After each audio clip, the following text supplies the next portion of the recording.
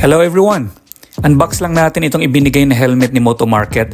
By the way, hindi lang pang motorcycle sa mga items na ibinebenta ng Motomarket. Meron din silang mga cycling products katulad na lang nitong Dainese helmet na ibinigay sa atin. Ang Dainese ay isang Italian brand na gumagawa ng mga motorcycle at cycling gears and accessories. Ang ibinigay sa atin ay itong Linea 03 na model ng helmet for biking. Ang SRP nito ay nasa 9,500 pesos pero ngayon ay nakasale ito at nasa 2,000 pesos na lang. Check nyo na lang ang mga branches ng Motomarket kung interested kayong bumili. So far lumalabas na ito na ang pinakamurang cycling helmet na may MIPS technology sa ngayon. Sa packaging pa lang ay alam mo na premium ang item na ito. Magandang box at makapal. May kasamang helmet pouch pa ito na pwedeng paglagyan. Napansin ko kaagad na magaan ito. Ang claim ng manufacturer ay nasa 340 grams lang ito.